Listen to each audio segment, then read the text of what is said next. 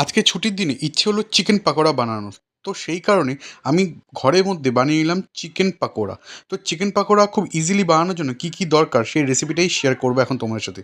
তো প্রথমে কিছু বোনলেস চিকেন নিয়ে নিলাম এবং তার মধ্যে দিয়ে দিলাম কর্নফ্লাওয়ার প্রায় ২ চামচ। দেখতেই পাচ্ছ ২ চামচ কর্নফ্লাওয়ার আমি দিয়ে দিলাম। এবার দেবো পরিমাণ মতো নুন। নুনটা তোমাদের টেস্ট হিসাবে দিয়ে দিতে পারো। তারপর দিয়ে দেবো হচ্ছে চালের গুঁড়ো। তো চালের গুঁড়োটা দিয়ে দিলাম প্রায় ২ চামচের কাছাকাছি এবং এরপরে দেবো হলুদ। তো হলুদটা ১ চামচ বা ম্যাক্সিমাম ১.৫ চামচ দিতে পারো। তারপরে দিয়ে দেবো বেসন। তো বেসনটা আমি দিয়ে দিলাম ২ চামচ। দেখতে পাচ্ছ আমি ২ চামচ বেসন দিয়ে দিলাম। বেশি বেসন দেওয়া ঠিক নয়। এরপর একটু বেকিং পাউডার দিয়ে দেবো। এরপরে দেবো আদা রসুনের পেস্ট। তো সেটাও পরিমাণ মতো দিয়ে দিলাম। এরপরে যেটা দেবো সেটা বেশি দরকারি।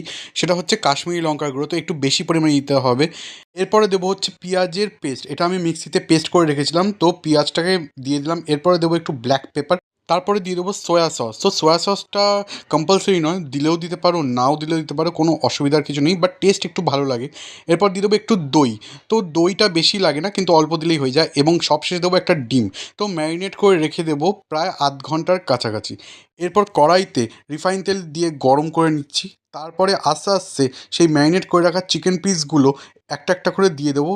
দেখতেই পাচ্ছ আমি দিয়ে দিয়েছি অলরেডি এবং এইভাবে ভেজে নেবো, একটু লাল লাল হয়ে গেলে নামিয়ে নেবো। তো রেডি হয়ে গেছে খুব তাড়াতাড়ি চিকেন পাকোড়া। তো ঘরের মধ্যে বানিয়ে নিয়েছি আমি। তো তোমরাও বানাতে পারো এবং টেস্ট দারুণ হয়। তো তোমরাও এরকম বানিয়ে খেতে পারো।